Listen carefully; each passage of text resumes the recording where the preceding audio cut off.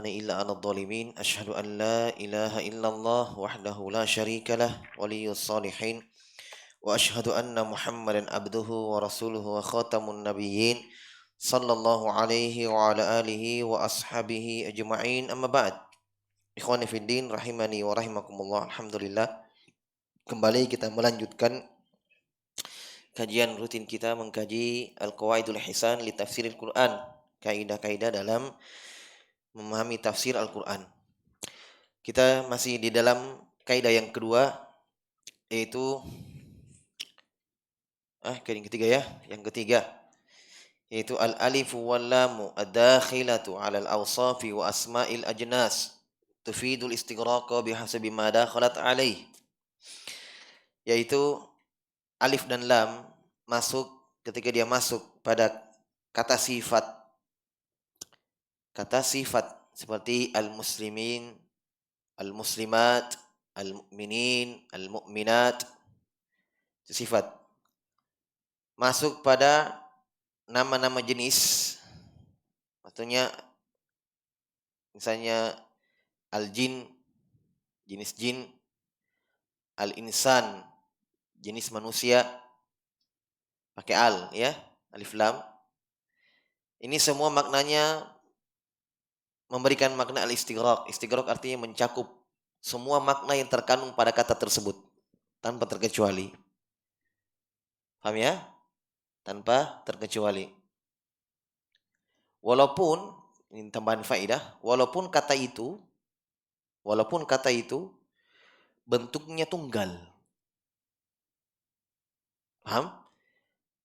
Walaupun kata yang dimasuki al itu tadi tunggal. Ini subhanallah, ini banyak pembahasan di dalam kaidah ini. Misalnya ketika kita baca firman Allah, wa jaa rabbuka wal malaku saffan saffa. Akan datang Allah Subhanahu wa ta'ala Rabbmu wahai Muhammad pada hari kiamat, wal malaku, dan malaikat. Malaikat itu malak itu mufrad, tunggal. Kalau banyak malaikat, malaikatun. Ya. Kalau satu malaikat, malakun. Makanya dikatakan malakul maut, malaikat maut. Karena kalau malakun itu satu malaikat, jamaknya malaikatun. Nah, perhatikan ayatnya, wajaa rabbuka wal malaku saffan saffa. Akan datang Allah pada hari kiamat dan malaikat bersaf-saf. Ya kan? Kenapa Allah katakan bersaf-saf padahal Allah datangkan dalam bentuk tunggal, malak. Allah tidak katakan malaikatun saffan saffa. Dan malaikat datang semua bersaf-saf. Satu bentuk tunggal Allah datangkan, tapi kenapa dikatakan semua malaikat akan datang? Karena malak pakai alif lam. Nah, ini dia pembahasannya. Jelas ya? Ini Masya Allah dalam pembahasan tafsir. Ya. Jadi alif lam masuk pada satu kata, walaupun kata itu tunggal, bentuk tunggal, tapi karena alnya itu, alif lamnya memberikan makna umum dalam artian mencakup semua makna yang terkandung pada kata itu tanpa terkecuali, maka dikatakan ya semuanya masuk di dalamnya. Beliau contohkan kata insan pada firman Allah, innal insana khuliqa halu'a. Al-insan itu mufrad tunggal ya. Jamaknya an-nasu. Al-insanu an-nas, sama-sama manusia, tapi kalau insan satu manusia, an-nasu banyak manusia. Makanya kalau dipanggil umum, ya ayyuhan nasu, wahai manusia semua. Tapi kalau al-insan, dia penyebutannya hanya dalam bentuk jenisnya manusia. Al-insan. Makanya dalam matan tadi masuk pada sifat dan masuk pada kata-kata jenis itu. Al-insan jenis manusia, berarti jin tidak masuk. Kan begitu kan? Hewan tidak masuk. Pohon tidak masuk. Al-insan jenis manusia. Taib. Kata Allah, innal insana khuliqa halu'a, manusia dicipta dalam keadaan suka berkeluh kesah. Semua masuk. Kemudian beliau katakan contoh lain, wal asri innal insana lafi khusr. Demi masa manusia semua dalam keadaan kerugian. Berada pada kerugian. Baik. Ini contoh yang sudah berlalu, kita sudah jelaskan. Kemudian contoh lain, kata beliau, lanjut kata Syekh Abdurrahman bin Nasir As-Sa'di rahimahullah, wa'dhamu ma tu'tabaru bihi hadhil qaidah. Dan yang paling agungnya dalam menerapkan kaidah ini adalah fil asma'il husna, ketika al masuk pada nama-nama Allah dalam asmaul husna. Makanya hampir semua asma al husna was sifat al ula dalam Al-Qur'an itu Allah sebutkan dalam bentuk al. Allah datangkan dengan kata al. Hampir semua, mungkin saya katakan semua, tapi kebanyakannya.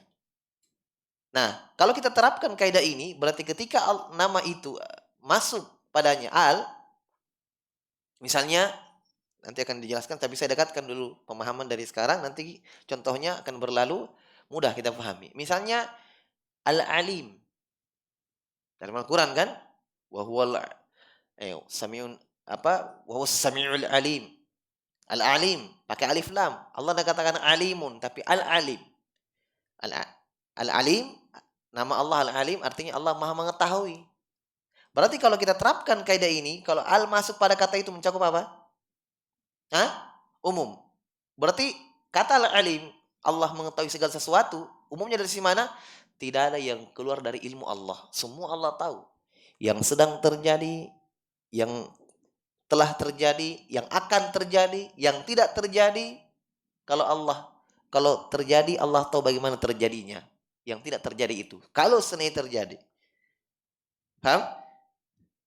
Kan masuk al, berarti umum. Berarti ilmu Allah umum, maksudnya apa? Umum, tidak ada yang keluar dari pengetahuannya. Tidak ada yang keluar dari ilmu Allah. Segala apa yang terjadi di langit dan di bumi. Paham ya?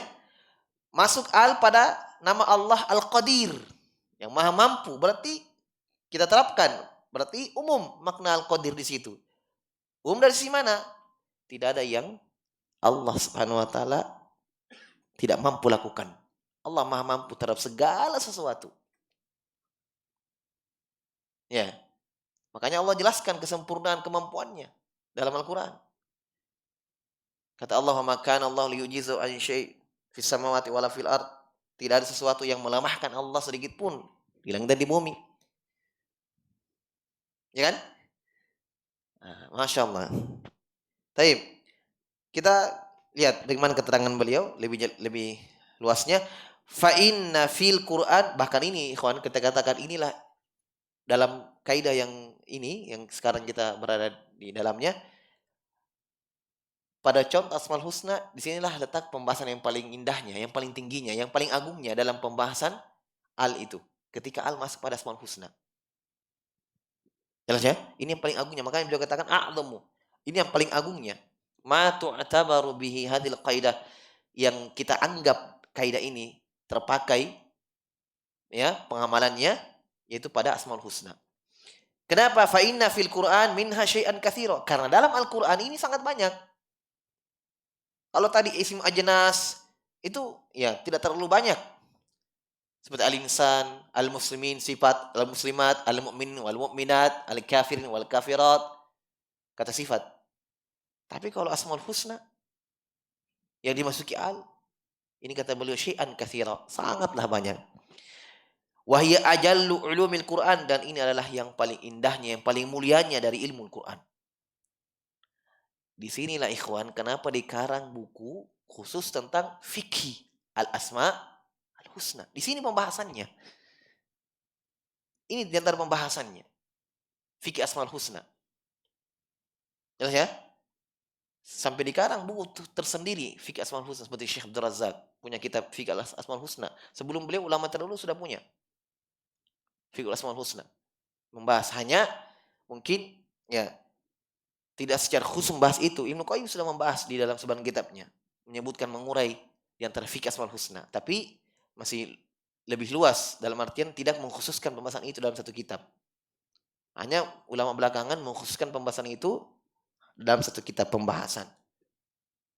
Mereka beri judul fikih asmaul husna. Ya. Makanya beliau mengatakan ini adalah ilmu yang paling mulianya. Famathalan yukhbirullahu an nafsi annahu Allah. Contoh. Contoh ya. Ini fikih. Kata beliau, contoh ketika Allah khabarkan tentang dirinya bahwa dia adalah Allah.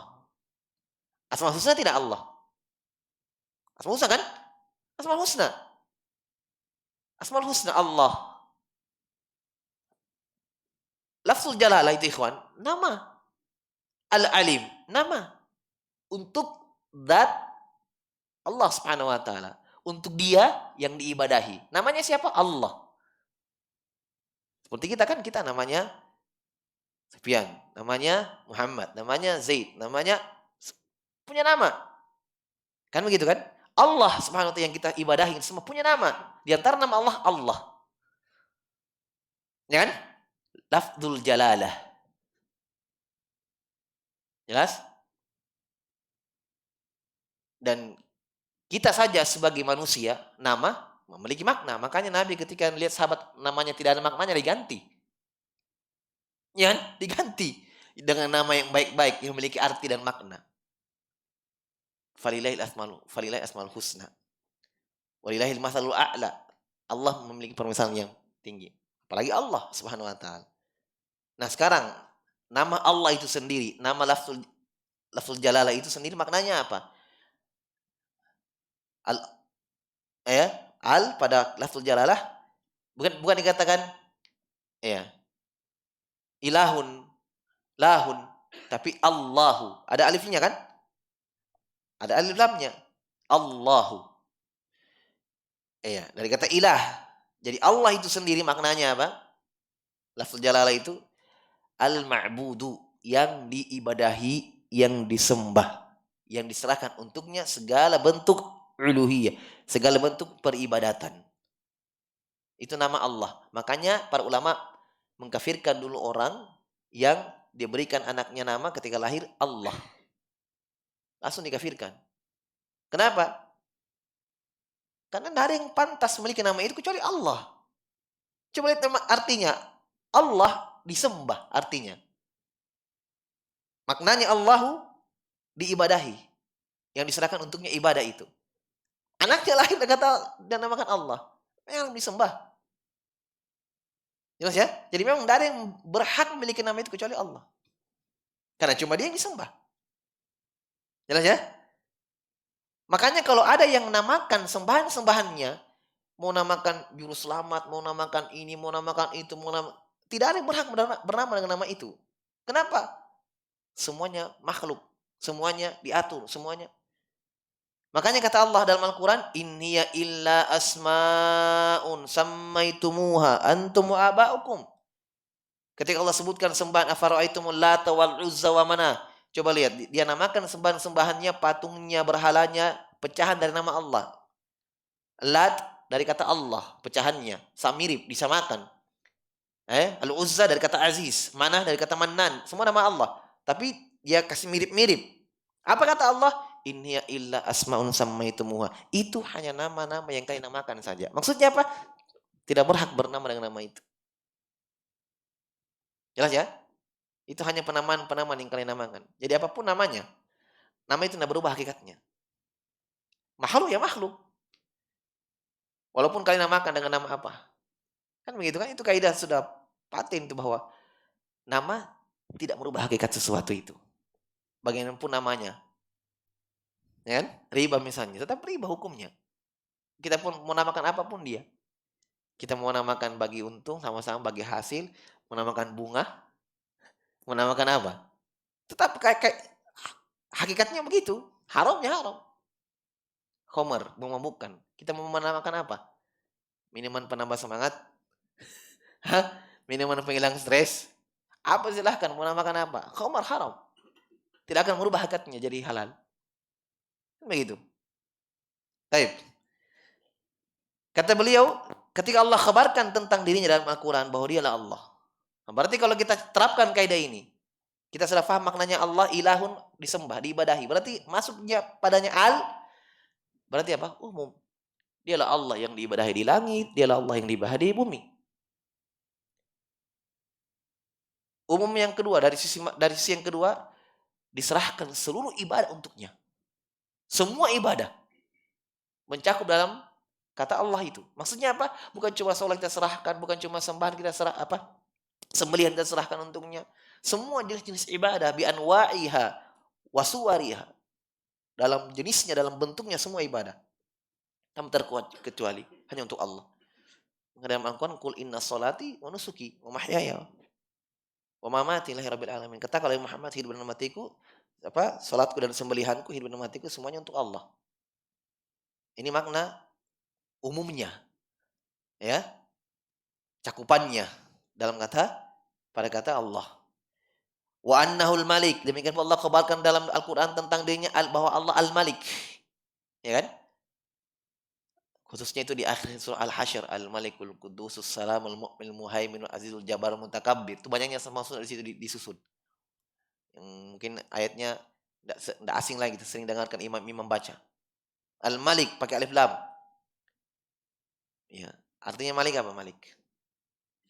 Malik apa artinya? Penguasa. Ya kan? Masuk alif lam padanya. Al-Malik bukan Malikun. Ya, tapi Al-Malik. Berarti apa? Allah Subhanahu wa taala berkuasa. Berarti tidak ada satupun yang bisa mengalahkan Allah, yang mengatur Allah. Mereka lah yang diatur oleh Allah. Umum. Tidak ada yang keluar dari situ. Allah kabarkan tentang dirinya bahwa Allah Al-Alim. Sama. Al-Hakim. Jelas ya? Hakim artinya maha hikmah dalam segala perbuatannya. Makanya semua perbuatan Allah pasti benar. Tidak ada salahnya. Tidak ada pengecualian di situ. Tidak ada. Jelas? Kenapa? Karena Allah Al-Hakim. Yang maha hikmah. Semua perbuatan Allah ada hikmahnya. Walaupun itu di sisi manusia buruk. Kekufuran, musibah, kemaksiatan. Tapi ketika Allah takdirkan itu, ya, Allah yang kehendaki itu pasti benar di sisi Allah. Kenapa? Allah Al-Hakim. Mungkin di sisi kita loh. Di mana benarnya ini kekufuran? Di mana benarnya ini kemaksiatan? Ini kan takdir Allah. Ini kan jelek. Betul. Di sisi Allah buruk juga. Siapa? Tidak ada. Allah tidak ridho dengan kemaksiatan. Wala yardha li ibadil kufur, kata Allah. Allah tidak ridho dengan kekufuran pada hambanya. Tapi ketika Allah takdirkan itu terjadi pada seorang hamba, ya, yang Allah inginkan bukan semata-mata kekufuran itu. Yang Allah inginkan adalah di baliknya. Saya dekatkan pemahaman kita. Ketika minum obat, kita butuh kesembuhan. Kita sudah tahu ini obat pahit. Ya, sampai mungkin kita minum tutup hidung. Ya, pokoknya kita tahu ini buruk, tapi kita lakukan juga. Kenapa? Karena yang kita inginkan bukan semata-mata hanya menelan obat itu. Bukan itu yang kita ingin semata-mata itu. Di balik itu, yaitu kesembuhan. Itu yang kita inginkan. Kenapa Allah tidak bisa? Allah takdirkan Fir'aun itu kufur. Iya, dan itu yang terjadi. Dan tidak ada yang keluar dari takdir Allah. Semua takdir Allah dan ketentuannya. Fir'aun kufur, Abu Thalib kafir. Semua meninggal dari kekufuran. Allah inginkan itu? Iya. Allah inginkan itu terjadi. Tapi Allah tidak inginkan itu secara syar'i. Dalam artian Allah tidak cinta kekufuran. Tapi Allah inginkan itu terjadi. Nah, ketika Allah inginkan itu terjadi, yang Allah inginkan bukan semata-mata kekufuran Fir'aun. Bukan semata-mata kekufuran Abu Thalib. Bukan semata-mata kekufuran Abu Lahab. Bukan. Hikmah di balik itu. Itu yang Allah inginkan. Faham ini? Bisa ya? Kita bertanya mungkin, adakah itu hikmahnya? Kekufuran Fir'aun, kekufurannya Abu Thalib, kekufurannya Abu Lahab. Bukan ada, banyak. Banyak sekali. Hikmah-hikmah yang diambil oleh orang beriman. Banyak yang datang setelahnya. Mereka mengambil pelajaran, hikmah. Ternyata kekuasaan, harta, jabatan, dan semisal itu bukan tolak ukur sebuah kebahagiaan. Oh, ternyata nasab, kekeluargaan, latar belakang keluarga tidak menjamin keselamatan. Ya kan?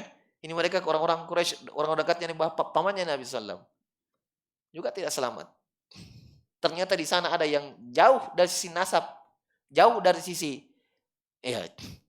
latar belakang keluarga daripada mereka. Bilal bin Abi Rabah bekas budak. Salman Al-Farisi, budak.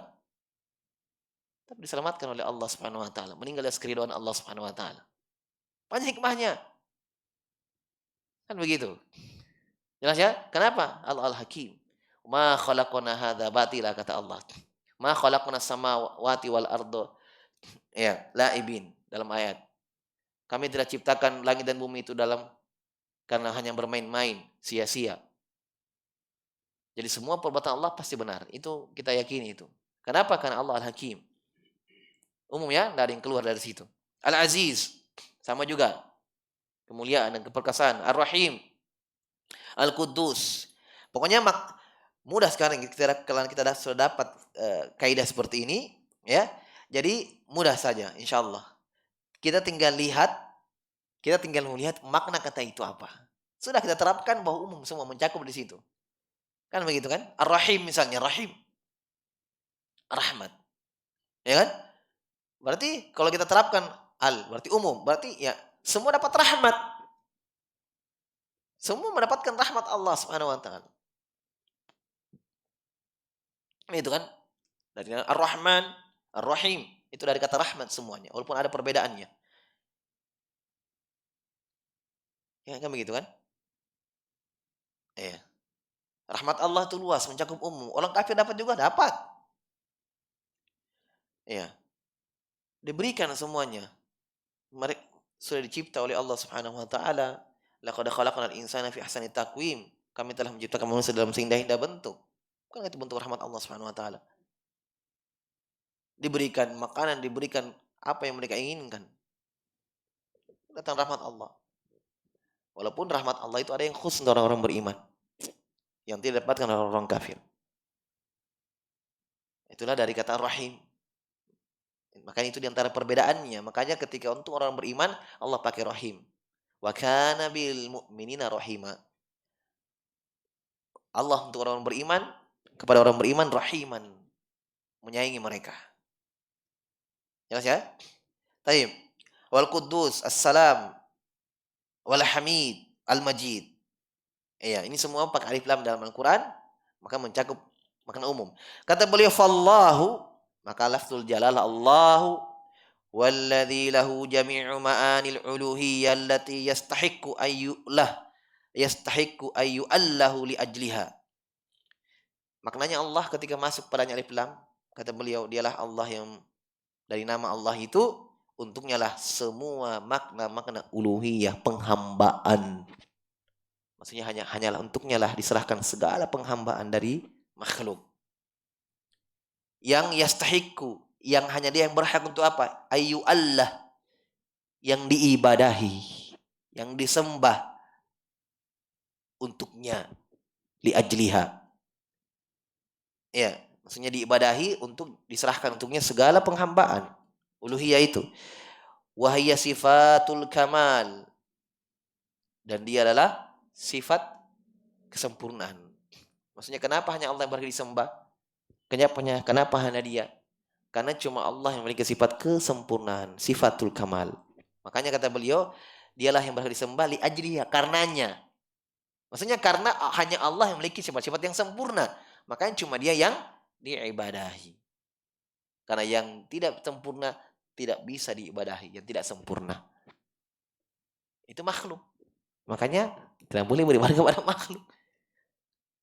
Iya. Kan begitu kan? Bahkan semua sarana-sarana, perhatikan baik-baik ini, semua sarana-sarana yang mengantarkan peribadatan kepada makhluk ditutup di dalam syariat. Dilarang, diharamkan juga. Bukan penghambaan itu, semata-mata penghambaan itu. Sarana-sarana ya yang mengantarkan kepada penghambaan kepada makhluk diharamkan. Ditutup semua, diharamkan. Kenapa? Karena saking besarnya dosa, saking bahayanya beribadah kepada selain Allah, beribadah kepada makhluk, maka semua sarananya pun haram. Jelas ya? Makanya kata para ulama, tidak ada kebodohan yang paling bodoh kecuali kebodohan kesyirikan. Tidak ada kebodohan yang paling bodoh mengalahkan itu. Ketika seorang manusia, seorang hamba beribadah kepada hamba, beribadah kepada makhluk yang diatur. Tidak ada kebodohan yang paling bodoh. Kenapa? Makanya dalam Al-Quran itu, subhanallah, bahasakan kebodohan itu mereka orang musyrikin. Seakan-akan akan tertutup. Makanya dikatakan selalu ditutup dengan ayat afala takilun. Tidakkah mereka berakal? Ya, afala takilun. Kan begitu. Karena memang seakan-akan tertutup akalnya, tidak sehat lagi.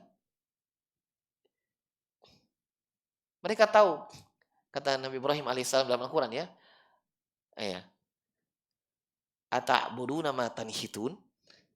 Ditanya oleh Nabi Ibrahim, ata'buduna ma tanhitun? Apakah kalian yang menyembah yang kalian pahat?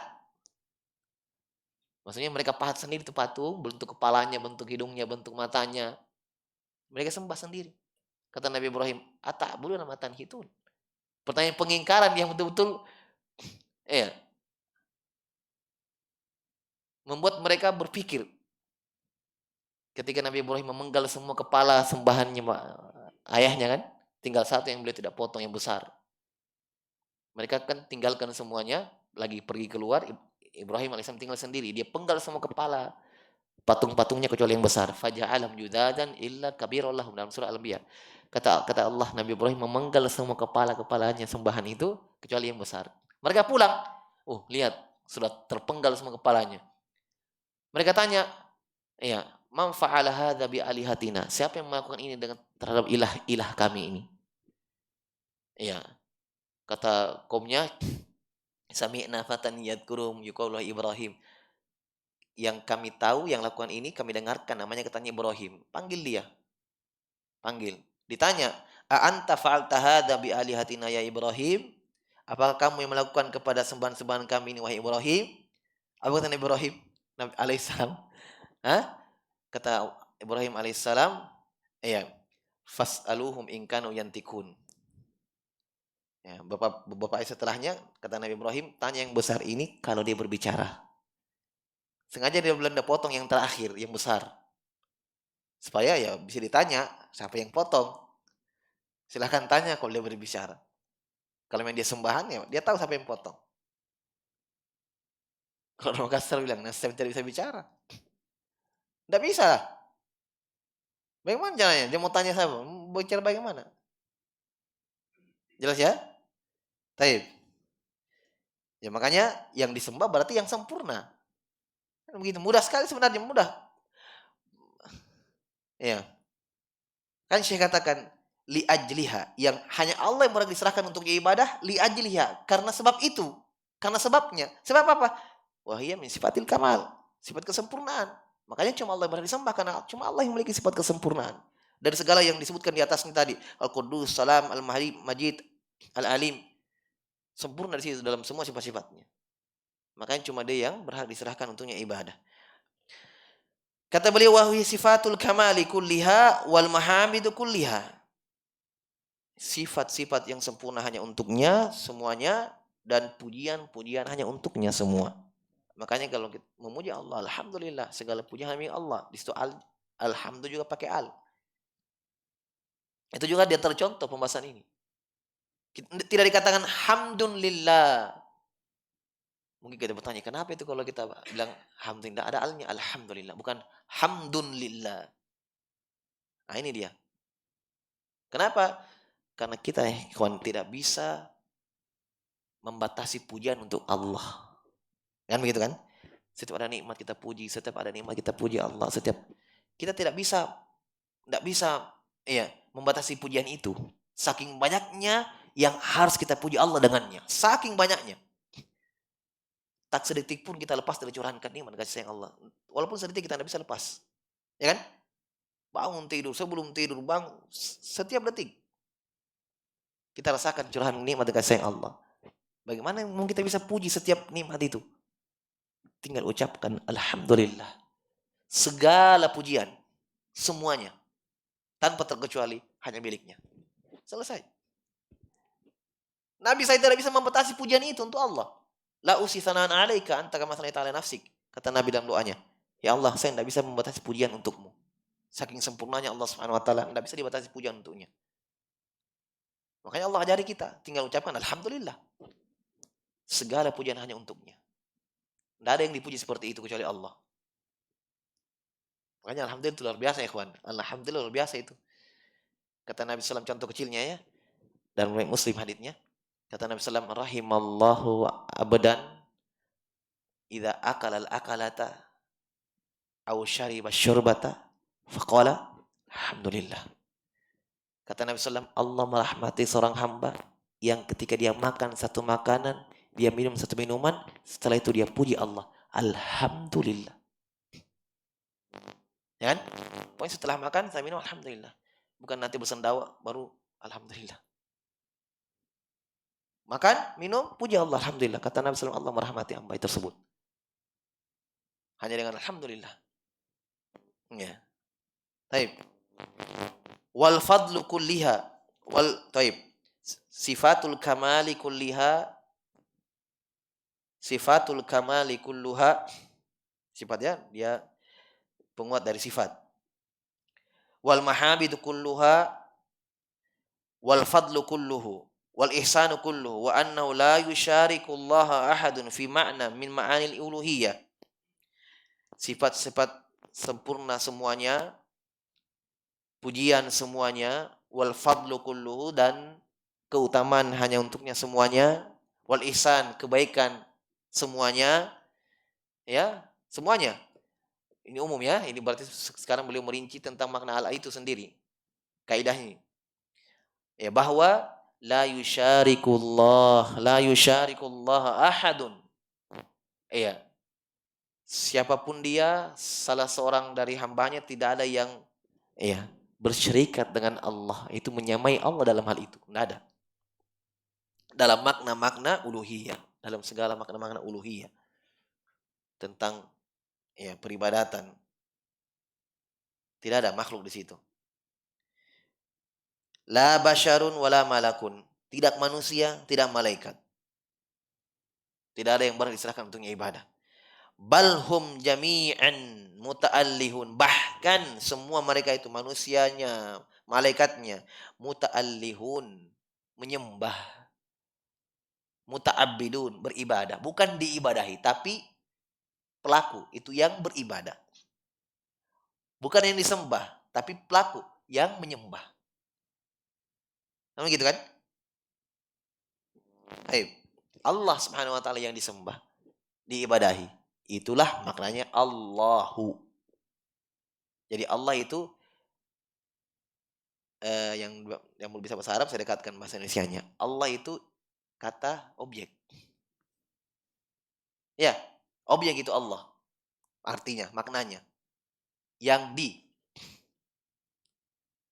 yaitu yang diibadahi. Ya. Kalau kita abidun, yang beribadah. Subjek. Ya kan begitu. Kan kata Indonesia sudah paham ya? Ada yang dikenai pekerjaan, ada yang melakukan pekerjaan. Nah, dari kata hamba kita terapkan, berarti ada yang menghambakan dan ada yang diperhambakan. Dari kata ibadah, ada yang beribadah, ada yang diibadahi. Nah, itu abadah, beribadah. Berarti kalau kita abidun, yang beribadah. Allah ma'budun, yang diibadahi. Itulah lafzul jalalah artinya. Ma'bud, yang diibadahi. Kita abid atau abdun. Sama, abidun dengan abdun sama. Abdullahi, hambanya Allah. Jelas ya? Taib. Jadi semuanya muta'allihun, beribadah, muta'abbidun, menyembah li rabbihim, kepada Rabb mereka. Khadi'un. Mereka merendah, khadi', khudu', merendah li jalalihi wa 'azamatihi, karena kemuliaan Allah dan kebesaran Allah. Maksudnya semuanya menghinakan diri. Jelas ya? Makanya kita sudah paham sebenarnya dari kata abadah itu, abadah, ma'bud, abidun dan ma'budun. Karena abid yang menyembah berarti memang dia menghinakan dirinya karena mengakui kebesaran dan kemuliaan yang dia sembah.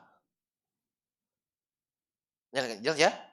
Makanya kata Ibnu Taimiyah rahimahullahu taala, tidak ada doa yang saya lihat yang paling agung. Ketika saya baca Al-Quran dari surah Al-Fatihah sampai An-Nas, tidak ada yang paling agung saya dapatkan kecuali pada firman Allah, iyyaka na'budu wa iyyaka nasta'in. Kata Ibnu Taimiyah. Tidak ada sudah yang ngalahkan itu. Intinya. Sampai Ibnu Qayyim mengarang buku berjilid-jilid, judulnya Iyyaka na'budu wa iyyaka nasta'in. Tentang itu. Kenapa? Karena disitulah ternyata pada firman Allah, Iyyaka na'budu wa iyyaka nasta'in, disitulah terdapat hakikat kelemahan manusia, ya, bahwa mereka itu diatur, ya, dikuasai, mereka itu hanya menyembah kepada Allah Subhanahu wa taala. Disitulah makna hamba itu. Ada bentuk pengakuan di situ dari hamba bahwa dia butuh kepada Allah, bahwa dia tidak bisa apa-apa, bahwa dia bukan sembahan, dia menyembah. Iyyaka na'budu, hanya kepadamu ya Allah kami menyembah, wa iyyaka nasta'in, dan hanya kepadamu kami minta pertolongan. Dan ketika hamba meyakini dirinya selalu butuh pertolongan, itulah hakikat kelemahan, itulah hakikat, ya, hamba itu. Ya kan? Itulah hakikat hamba itu, bahwa dia tahu, yakin bahwa ada yang atur dia, ada yang dia butuhkan. Iyyaka nasta'in, hanya kepadamu lah kami meminta pertolongan. Makanya dikata para ulama, dari ucapan itu, iyyaka na'budu wa iyyaka nasta'in, hilang sifat angkuh, hilang kesombongan, ya kan? Hilang semuanya. Kenapa? Karena dia tak tahu dirinya lemah. Dia butuh pertolongan. Butuh pertolongan. Makanya kalau orang paham saja makna iyyaka na'budu wa iyyaka nasta'in, dia senang ada berbuat kesyirikan. Ya kan? Makanya orang subhanallah, dia baca Al-Fatihah tiap hari, iyyaka na'budu wa iyyaka nasta'in, cuma beribadah di kuburan. Bagaimana cara iyyaka na'budu wa iyyaka nasta'in baru di kuburan berdoa? Ya kan? Sementara maknanya iyyaka na'budu, hanya kepadamu lah ya Allah kami beribadah. Saya sedikit jelaskan. Iyyaka na'budu itu kalau dalam konteks bahasa, ya, kata kerjanya, pelakunya, objeknya. Ini normalnya. Kata kerjanya, saya ulangi, pelakunya, objeknya. Susunan normal. Ya kan? Dorobah Muhammadun kalban. Muhammad memukul anjing. Kan? Normalnya begitu. Dorobah Muhammadun Zaidan. Muhammad memukul anjing. Muhammad memukul Zaid. Muhammad memukul Zaid. Jadi kata kerjanya, pelakunya, objeknya. Itu normalnya. Tapi kadang yang haknya di belakang itu kadang dikedepankan. Objek yang normalnya dia di belakang bisa dikedepankan. Mendahului subjek. Bahkan bisa dikedepankan mendahului kata kerjanya. Coba. Padahal haknya dia di belakang, objeknya. Tapi dalam bahasa Arab, objek bisa mendahului subjek. Bahkan dua-duanya dia dahului. Dia dua-duanya dia langkahi. Kata kerjanya, subjeknya. Ketika didahulukan, tidak sembarang. Ada makna di situ. Itulah iyyaka na'budu. Iyyaka kan anta. Ya kan? Na'budu kami. Berarti itu kami, itulah subjek yang beribadah. Kata kerjanya, abadah. Hanya kepadamu lah ya Allah kami beribadah. Iyyaka anta ya Allah na'budu kami beribadah. Berarti asalnya ini kalau kita putar, na'budu iyyaka. Iya kan? Ya, kami beribadah kepadamu. Kan susunan tadi apa? Kata kerja subjek baru objek. Tapi iyyaka didahulukan antanya, yaitu Allah yang objeknya. Dia dahulukan iyyaka. Baru subjeknya dan kata kerjanya. Maknanya apa kalau didahulukan seperti itu? Objek yang haknya di belakang tapi dikedepankan. Maknanya al-hasr, pembatasan. Makanya artinya hanya kepadamu, tidak kepada selainnya. Cuma kalau orang paham betul-betul ini, dia tidak berbuat kesyirikan sudah. Itulah maknanya iyyaka na'budu. Hanya kepadamu, tidak kepada selainnya kami beribadah. Makanya dikedepankan objeknya. Asal susunan na'budu iyyaka. Jelas ya? Berarti iyyaka na'budu sudah ada makna la ilaha illallah di situ. Karena la ilaha illallah penafian segala yang disembah selain Allah dan menetapkan hanya Allah yang disembah. Itulah makna iyyaka na'budu. Makanya Ibnu Qayyim wajar ya mengarang kita berjilid-jilid iyyaka na'budu wa iyyaka nasta'in. Dibahasin tentang ibadah dan seterusnya. Baik.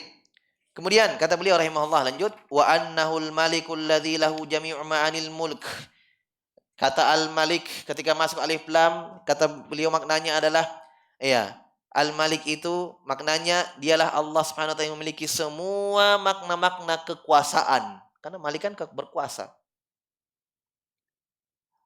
Wa huwal mulkul kamil, kekuasaan yang sempurna. Iya, tidak ada dikatakan Allah kuasai hanya di sini saja. Sebagian ini Allah tidak bisa kuasai. Karena ada yang kuat di situ. Ya, tidak ada. Semuanya di bawah kekuasaan Allah. Kenapa? Tercakup dalam kata Al-Malik. Allah penguasa. Semuanya. Jelas? Wat tasarrufun nafidh. Dan tasarrufun nafidh. Tasarruf itu ketika berbuat, itu akan berjalan. Tidak ada yang bisa menghalanginya. Jelas? Itu tasarruf. Nafid itu berjalan. Tasarrufun nafid maksudnya Allah ketika berkehendak ingin melakukan sesuatu, itu nafid. Selalu berjalan dan terjadi. Tidak ada yang menghalangi. Kenapa? Karena Allah Al-Malik. Karena Allah berkuasa. Sekarang kalau coba kita lihat penguasa. Ada yang bisa halangi dia? Kan dia bosnya. Saya mau halangi dia, anak buahnya. Bisa yang menghalangi bosnya. Potong gajinya, coba yang berani. Tidak ada kan yang bisa menghalangi? Tidak ada. Misalnya perusahaan, pak direktur. Siapa bisa menghalangi dia? Mau pecat ini, mau pecat sana. Mau kurang gaji ini, mau kurang gaji sana. Mau naikkan gajinya ini, mau naikkan. Tidak ada yang bisa menghalangi dia. Kenapa? Dia penguasa di dalam situ. Bapak, suami di dalam rumah. Ada yang bisa larang dia? Istrinya. Tidak bisa apa-apa. Kenapa? Dia penguasa di dalam. Ya? Dia pemimpin di dalam rumah tangganya. Anaknya tidak bisa apa-apa. Istrinya tidak bisa apa-apa. Paling bisa cuma menangis. Kenapa? Dia penguasa di dalam situ. Ya kan? Nah, itu dalam kehidupan. Di dalam kerajaan langit dan bumi, Allah SWT penguasa. Tidak ada bisa menghalangi Allah SWT. Makanya beliau mengatakan, masuk semuanya ini dalam makna Al-Malik. Tasarrufun nafid. Berjalan semua apa yang Allah kehendaki, berjalan semua apa yang Allah inginkan. Tidak ada yang bisa menghalangi Allah SWT sedikit pun. Iya. Makanya kata Allah, la mu'aqqiba li hukmihi wa huwa sari'ul hisab. Tidak ada yang bisa mengkritik hukum Allah. Maksudnya tidak ada yang bisa mengkritik ketika Allah kehendaki sesuatu. Makanya di antara dosa besar, ya, bentuk tasakhut, bentuk berkeluh kesah. Kenapa? Karena dalamnya ada bentuk kritikan, ketidakterimaan terhadap ketentuan Allah. Dosa besar itu. Berkeluh kesah. Iya. Jelas ya? Nggak boleh hasad. Dosa besar juga. Hasad itu menginginkan iradatu zawalin ni'mah anil ghair. Menginginkan hilangnya nikmat dari orang lain. Itu hasad. Kalau ditanya, kenapa itu Ustadz hasad tidak boleh? Di dalamnya ada bentuk kritikan terhadap ketentuan Allah. Allah memberikan dia rezeki. Allah memberikan dia ilmu. Kenapa kita mau hasad apa yang ada pada dia? Nah, Allah yang bagi itu. Ya kan? Makanya dalam Bajatul Majalis, dalam Sir Alamin Nubala juga, Al-Dhahabi, seorang ulama namanya Hatim Al-Asom. Ditanya oleh gurunya, Syakik Al-Balkhi. Kamu belajar sama saya sudah 80 tahun, atau disebutkan 20 tahun kalau tidak salah. Ilmu apa yang kamu dapatkan dari saya? Sudah bertahun-tahun kamu belajar. Apa yang kamu dapatkan? Kata beliau, saya dapatkan, kata Hatim Al-Asom, saya dapatkan 8 ilmu. 8 perkara saya telah pelajari, 8. Salah satunya apa? Ketika saya lihat manusia saling hasad. Ra'aitun nasa yatahasadun. Saya melihat manusia hasad ini, hasad yang satu dan hasad dengki yang lainnya. Maka saya baca firman Allah, nahnu qasamna bainahum ma'isyatahum fid dunya. Kamilah yang membagi semua apa yang ada di dunia ini untuk manusia. Dari harta, rezeki, anak, istri, kami yang bagi untuk mereka. Kami yang berikan, kami yang tentukan, kami yang pilih. Kata Hatim Al-Asom, ketika saya cermati firman Allah ini, maka saya tinggalkan hasad. Allah yang bagi, mau apa kita? Kan kadang kalau kita orang hasad kepada orang lain karena dia lebih kan, ada dia diberikan oleh Allah, kita tidak diberikan. Makanya ketika kita inginkan hilang itu hasad sudah. Baru begitu, gitu. Yang sewot. Orang bilang dia minum racun, yang dia inginkan mati orang lain. Bagaimana caranya? Kamu yang teguk racunnya, baru kamu inginkan dia mati. Itu hasad namanya. Jelas ya? Taib. Wa annal khalqa kullahum mamalikul lillah. Dari kata al-malik ini, di antara maknanya, keumumannya, karena masuk pada alif lam, yaitu menunjukkan bahwa segala makhluk, semua makhluk, kullahum mamalikun lillah. Semuanya, ya, mamalikun lillah. Diatur, mamalik, ya, diatur, dikuasai, ya, milik Allah. Berarti itu milik, bahasa Indonesia, dari bahasa Arab ya, milik. Ya, semuanya milik Allah. Kan kalau Allah miliki, ya Allah terserah Allah. Allah mau ambil, Allah mau lepas, Allah mau tarik, Allah mau lepas. Makanya di antara makna istirja, kalimat indah di sini istirja. Ketika meninggal keluarga, ada kalimat istirja. Inna lillahi. Masya Allah, tenang itu jiwa. Kenapa? Milik Allah.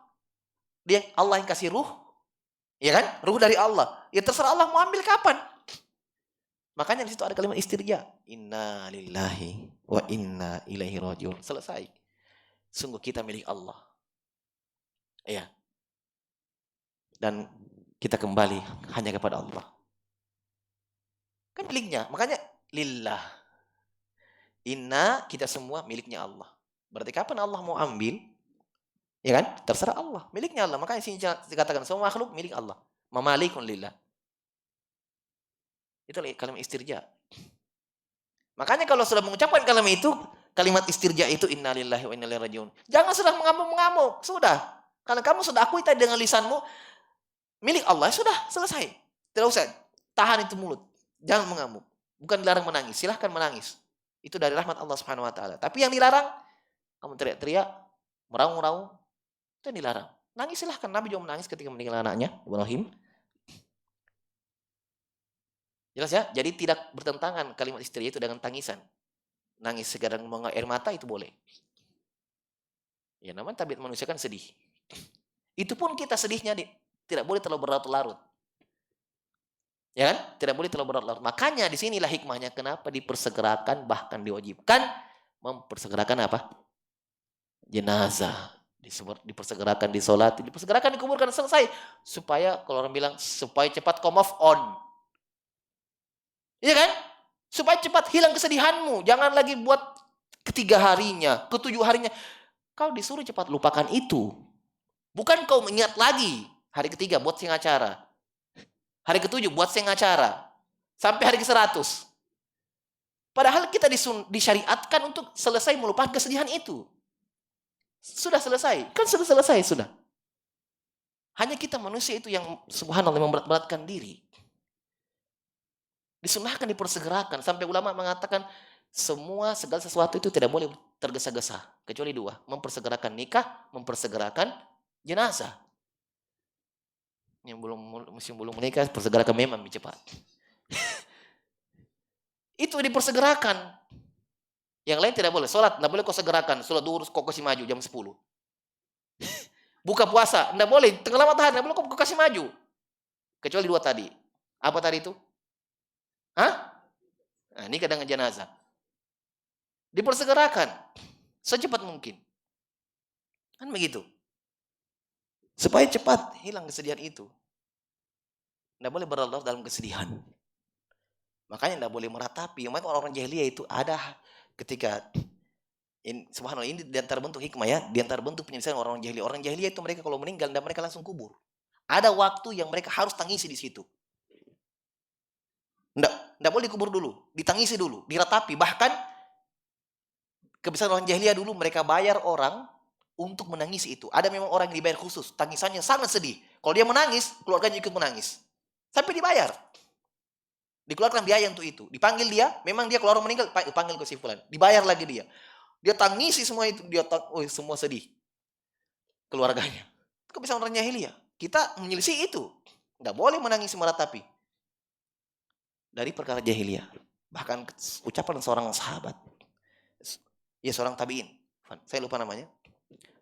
Dan asar ini sahih. Beliau mengatakan, dulu kami di zaman sahabat menganggap kumpul-kumpulnya kita di rumah duka itu dianggap niyaha.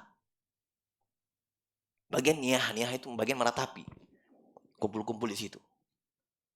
Kan begitu. Makanya boleh seperti itu. Setelah dikubur selesai. Tidak ada kewajiban untuk keluarga kecuali mendoakan, selesai. Kalau punya utang dibayarkan. Tidak ada kumpul-kumpul di rumahnya. Itu semakin membuat kesedihan bertambah. Ditambah lagi datang kita pergi, habis tehnya, gulanya, apa semua dibikinkan makanan. Musibah dan musibah. Makanya ketika meninggal sahabat itu, ikhwan, apa kata Nabi? Isna'u ala ali Ja'far to'aman. Buatkanlah keluarga Ja'far makanan. Kita yang disunnahkan, disyariatkan membawakan dia makanan. Karena lagi timpa musibah. Bukan kita datang di rumahnya, kasih habis-habis barang-barangnya. Ya kan? Kita datang di situ. Oh, Masya Allah, dibuatkan makanan, dibuatkan dan seterusnya. Orang sudah tipe musibah, kasihan. Semakin banyak musibahnya. Tapi yang keluarga juga senang-senang saja. Santai. Kan begitu. Baik. Kata beliau, abidun tahta ahkami mulkihi al-qadariyah wa syar'iyyah wal juz'iyyah. Maksudnya semuanya adalah milik Allah, itu adalah abidun. Semuanya adalah abid. Hamba tahta ahkami mulkihi, di bawah hukumnya Allah. Hukum kekuasaannya Allah, hukum kerajaannya Allah. Al-qadariyah, yang qadar, yang pasti terjadi, wa syar'iyyah, dan yang Allah perintahkan. Maksudnya ketika Allah kehendaki itu terjadi, sesuatu itu terjadi, maka makhluk ya tidak bisa keluar dari situ. Yang pasti terjadi itu pasti terjadi. Makhluk tidak ada kuasa untuk menahannya. Ini qadariyah maksudnya. Paham ya?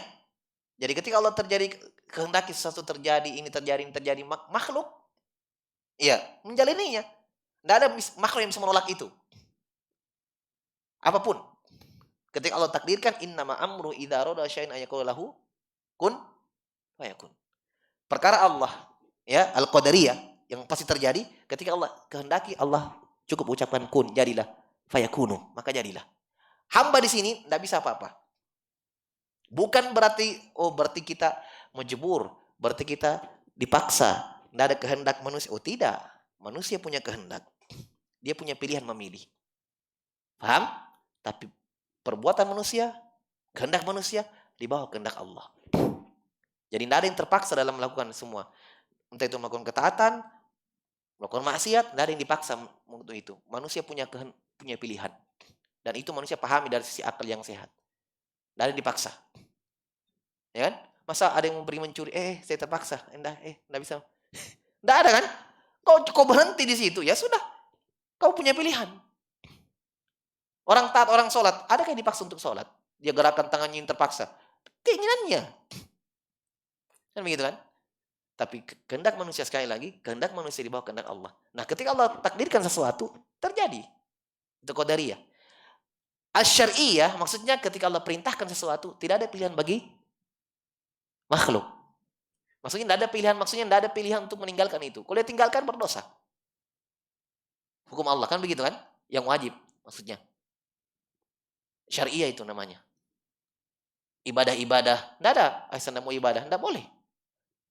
Kenapa? Karena kita di bawah apa? Kekuasaannya yang mengatur alam ini. Ya, sampai saya pernah dapat kalimat bagus itu kalimatnya. Kayak poster-poster begitu. Judulnya penumpang gelap. Pernah baca? Bagus itu kalimat. Penumpang gelap. Maksudnya apa? Kita tinggal di dunia, ya. Ada yang mengaturnya, kita diizinkan tinggal di sini, diberikan ini, diberikan dunia, kita manfaatkan, diberikan ini, kita manfaatkan. Tapi tidak mau ikut aturan. Judulnya penumpang gelap. Ya kan begitu? Maksudnya kan ini dunia semua milik Allah. Allah sudah kasih kita sarana, Allah kasih kita tanah ini. Masya Allah kita tinggal di atasnya, kita makan dan ambil dari hasil laut, kita makan juga. Allah yang ciptakan semua itu. Kemudian kita tidak mau ikut aturan Allah. Kita mau cuma ambil enaknya saja. Tidak mau taat aturannya. Kan begitu. Jelas ya?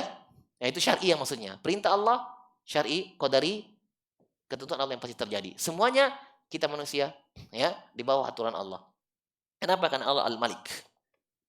Dan Al-Juz'iyah. Dan Juz'iyah maksudnya ya sama mirip tadi.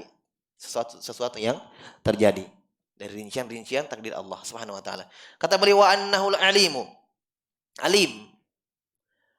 Allah Subhanahu wa taala alim. Ini contoh ya, beliau urai contoh satu-satu. Al-alim, ketika Allah menyebutkan namanya al-alim dengan alif lam, al-alim maknanya apa? Al-alim bikulli syai, yang mengetahui segala sesuatu. Alladzi la yakhfa alaihi syai'un fil ardi wala fis sama. Yaitu maknanya adalah dialah Allah yang tidak ada yang tersembunyi dari Allah sedikit pun di langit dan di bumi. Di bumi dan di langit. Itu tidak ada yang Allah tidak tahu. Di atas langit ada tempat namanya Baitul Ma'mur, yaitu tempat ibadahnya malaikat. Kata Nabi SAW, masuk setiap hari ya 70.000 malaikat di situ. Dan hari ini yang masuk tidak keluar lagi besok. Sampai terusnya. Masuk tidak pernah keluar lagi. Dan setiap hari masuk 70.000. Berapa jumlahnya itu? Setiap hari masuk 70.000 dan yang masuk tidak pernah keluar. Luar biasa. Makanya kata Allah, wala ya'lamu junuda rabbika illa huwa. Tidak ada yang tahu jumlah tentaranya Allah, jumlah pasukannya Allah kecuali Allah.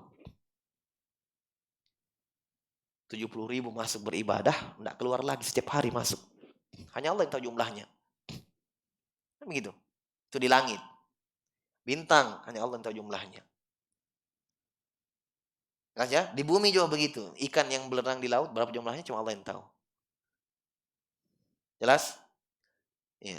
Taib, dan ini subhanallah kalau kita rinci, ayat-ayat jelas dalam Al-Quran, jelas ayat-ayatnya. Ya, Allah tahu. Ya'lamu ma yarju fil ardi wa ma yakhraju minha wa ma yanzilu minas samai wa ma ya'ruju fiha. Allah tahu apa yang biji yang masuk ke dalam tanah. Ya, Allah tahu apa yang masuk ke dalam tanah, dari semut-semut ke sarangnya, binatang-binatang ke lubang-lubangnya. Allah tahu jumlahnya berapa. Dan Allah tahu apa yang keluar dari tanah, dari tumbuhan yang tumbuh. Allah tahu apa yang naik ke langit dan apa yang turun.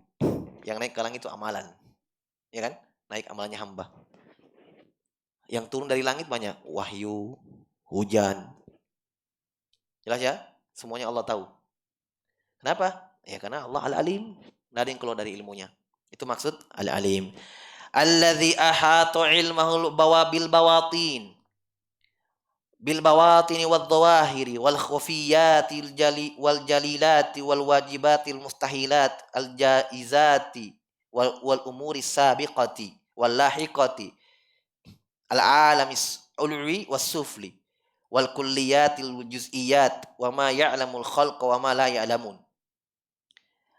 Di antara makna al-alim ketika dimasuki alif lam, keumumannya apa? Kata beliau, ilmu Allah, ya Allah ahatu ilmu bal bil bawatin. Allah, ilmu Allah mencakup segala hal-hal yang batin, tersembunyi. Contohnya apa yang tersembunyi yang kita tahu? Niat.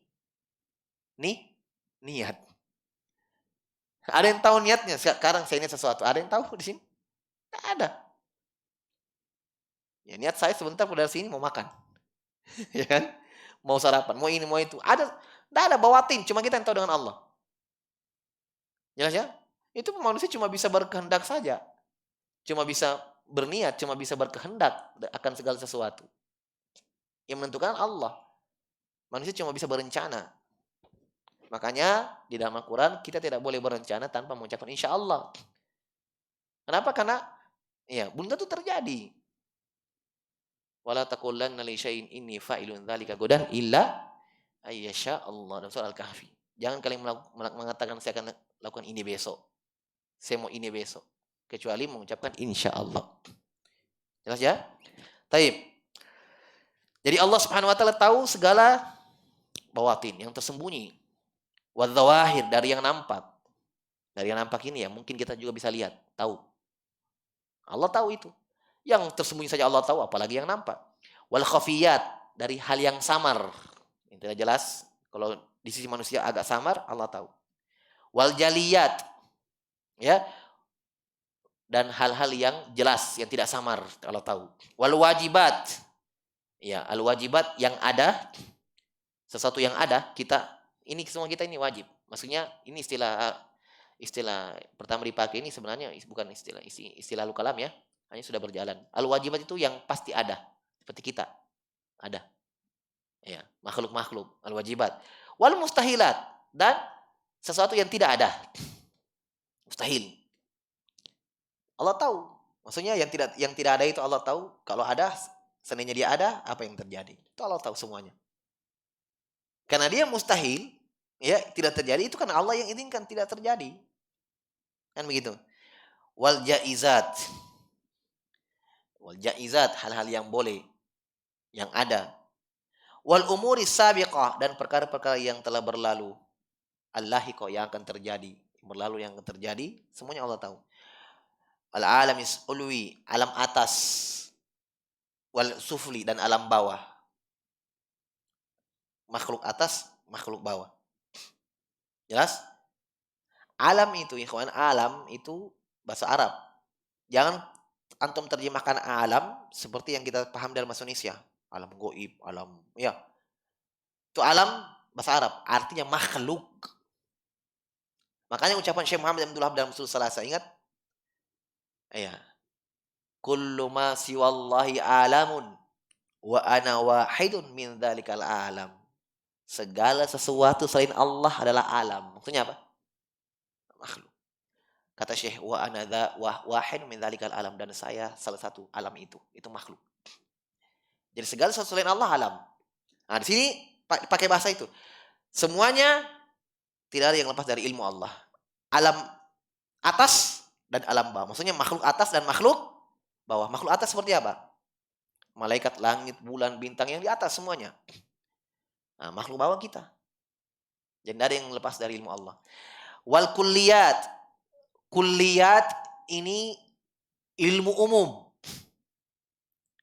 Wal juz'iyat, dan ilmu khusus. Ilmu umum begini. Misalnya kita katakan Allah tahu apa yang ada di laut. Ini kulliyat secara umum. Khususnya Allah tahu berapa jumlah ikan di dalam. Kenapa ini disebutkan? Karena membantah ahlul bid'ah. Ini hebatnya ini Syekh As-Sa'di rahimahullah. Pencontohannya pun mengisyaratkan bantahan. Orang-orang Jahmiyah, sekarang kita mau sifat ini ya. Orang-orang Jahmiyah mengatakan begini. Allah itu cuma tahu yang kulliyat, juz'iyat tidak tahu. Paham? Allah itu tahu cuma gas-gas besarnya saja, khususnya Allah tidak tahu. Kalau sebagaimana mereka katakan seperti ini, sama saja mereka katakan Allah tidak tahu apa-apa. Coba lihat, kita praktekkan ya, kita terapkan apa ucapan Jahmiyah ini. Misalnya kita katakan begini, Allah tahu segala apa yang di laut. Ini kulliyat namanya, umum. Kan laut kan luas kan? Iya, banyak laut. Laut di Amerika, laut di Indonesia, semua laut semuanya. Kita katakan Allah tahu apa yang ada di laut. Ini kulliyat. Nah, ucapan Jahmiyah, Allah tahu cuma kulliyatnya saja. Juz'iyat tidak tahu. Juz'iyat itu apa? Ikannya berapa? Terumbu karangnya berapa? Ya, cumi-cuminya, udangnya berapa? Ya, semua makhluk-makhluk laut berapa? Itu Allah tidak tahu. Allah tahu cuma umum saja. Maksudnya bagaimana itu? Hah? Allah tahu yang umum, khususnya tidak tahu. Masuk akal tidak? Berarti intinya ucapan mereka, Allah tidak tahu apa-apa. Apa-apa sesuatu. Tidak ada Allah yang tahu, bila sedikit. Kenapa? Karena juz'iyatnya tidak tahu. Misalnya, kita katakan begini. Allah tahu apa yang ada di langit. Ini kuli atau juz'i? Kuli. Juz'inya, bintang berapa, bulannya ukurannya berapa, malaikatnya berapa jumlahnya, Allah tidak tahu. Kenapa? Karena kata Jahmiyah, Allah tahu cuma kuli secara umum. Juz'inya Allah tidak tahu. Berarti sama saja mereka mengatakan Allah tidak tahu apa-apa. Makanya Syekh sebutkan, kulliyat, juz'iyat, tahu semua. Kau mau lari kemana Jahmiyah? Kau mau lari kemana Jahmiyah? Itu bantahan. Supaya tidak ada lagi pintu Jahmiyah mau masuk kemana, tidak ada. Kulliyat, juz'iyat, walaupun ini istilah mereka sebenarnya. Kulliyat, juz'iyat itu istilah mereka. Tidak apa-apa, kalau kau pakai istilah itu, kok kita layani. Kita pakai juga istilah itu. Kulliyat, juz'iyat, Allah tahu semuanya. Kalian mau kemana lagi? Padahal ini istilah mereka sebenarnya. Sebenarnya tidak perlu dirinci begini. Iya kan? Tidak perlu rinci kulit. Semuanya Allah tahu. Kalau secara umum, walaupun terperinci. Allah tahu semuanya. Hanya karena mereka pakai istilah kulliyat, juz'iyat. Ahlul bidah ini kan makanya Jahmiyah, Mu'tazilah, Asy'ariyah semua itu ahlul kalam. Terlalu banyak bahasa-bahasa yang mereka buat-buat. Namanya kalam. Ya.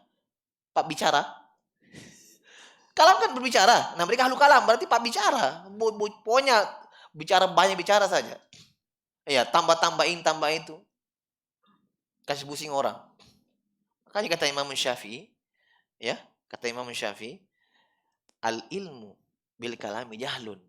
Wal jahlu bil kalami ilmun. ilmu tentang alul kalam itu kebodohan, kejahilan.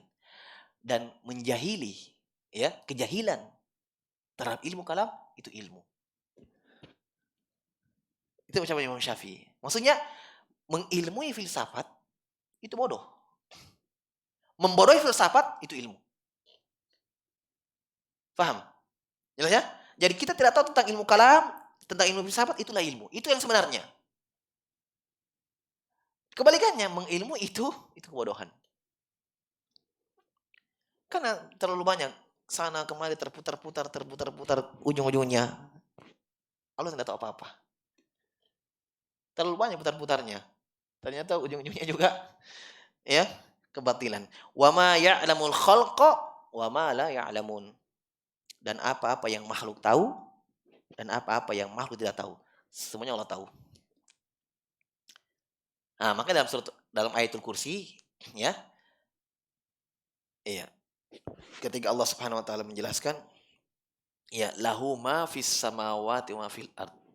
Ya kan? Milik Allah segala apa yang langit dan bumi. Di situ dijelaskan wala yuhituna bi syai'in min ilmi illa bima syaa. Allah sebutkan bahwa Allah tahu segala sesuatu dan wala yuhitun, makhluk, ilmu makhluk tidak bisa melingkup ilmu Allah, tapi ilmu Allah melingkup segala pengetahuan makhluk. Paham? Jadi apa yang makhluk tahu, Allah tahu. Apa yang makhluk tidak tahu, Allah tahu. Tapi apa yang Allah tahu, makhluk tidak tahu. Jelas ya? Ini yang beliau katakan, wa ma ya'lamul khalqa wa ma la ya'lamun. Apa-apa yang makhluk tidak tahu dan apa yang makhluk tahu, Allah tahu semuanya. Taib. Satu lagi ya. Al-Hakim. Kata beliau wa annaul hakimu alladzi lahul hikmatu tammatu syamilah li jami'i ma qadahu wa qaddarahu wa khalaqahu wa jami'a ma syara'ah la yakhruju an hikmatihi wa makhlukun wala masyru'un.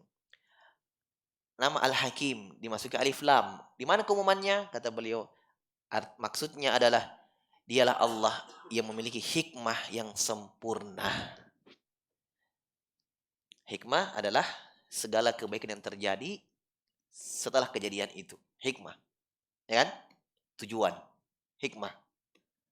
Apa tujuannya Allah takdirkan ini, apa tujuan takdirkan itu.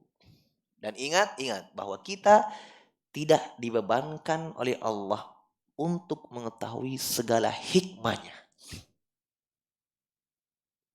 Kita tahu hikmahnya atau tidak? Ketika ada perintah, lakukan saja. Kita tahu hikmahnya atau tidak? Ketika ada larangan, tinggalkan saja. Kita tahu atau tidak hikmahnya? Paham ya? Kita sebagai hamba Allah tidak diperintahkan beriman ketika tahu hikmahnya saja. Yang kamu tidak tahu hikmahnya, tidak usah lakukan. Tidak. Jelas ya? Itu kita. Dan hikmah itu ada yang Allah sebutkan, ada yang Allah tidak sebutkan. Dan Ibnu Taimiyah menjelaskan bahwa salah satu sebab tersesatnya seorang hamba dalam masalah takdir, salah satu sebabnya adalah terlalu banyak bertanya tentang hikmah. Terlalu banyak bertanya tentang kenapa Allah lakukan itu, kenapa Allah lakukan ini, kenapa Allah takdirkan itu, kenapa Allah takdirkan ini. Itu terlalu banyak bertanya. Jelas ya? Ada yang Allah sebutkan hikmahnya, ada yang tidak. Baik. Ya, Allah Subhanahu wa taala memiliki hikmah yang sempurna, asyamilah, yang mencakup segala apa-apa yang Allah tentukan, segala apa-apa yang Allah takdirkan. Maksudnya segala apa yang Allah takdirkan dan tentukan ada hikmahnya, pasti. Pasti itu. Ya, wa khalaqah, dan apa yang Allah ciptakan. Makanya tidak ada makhluk yang Allah ciptakan tanpa hikmah. Jadi intinya begini, kawan, tidak ada perbuatan Allah yang sia-sia, itu saja, titik. Selesai. Tidak ada perbuatan Allah yang sia-sia. Dan salah satu perbuatan Allah adalah penciptaan. Berarti ketika Allah mencipta, tidak pernah sia-sia. Pasti benar dan ada hikmahnya. Wajibi masyara'ah, dan semua apa yang Allah syariatkan. Jadi semua apa yang Allah wajibkan, semua apa yang Allah perintahkan, baik melalui Al-Quran maupun melalui lisan Nabi SAW, pasti benar. Ada hikmahnya. Pasti kebaikan. Ini kaidah umum syariat ya. Kalau kita belajar usul fikih, kaidah-kaidah fikih ini kita akan sebutkan ini, kita dapatkan ini kaidah paling pertama. bahwa segala perintah-perintah dalam ibadah, segala larangan-larangan dalam Al-Quran dan Sunnah, ya, pasti ada hikmahnya. Semua perintah pasti kebaikan, semua larangan pasti kemafsadah, dunia dan akhirat, mafsadahnya. Jelas ya? Pasti. Taib. La yakhruju an hikmatihi makhlukun. Tidak ada yang keluar dari hikmah Allah.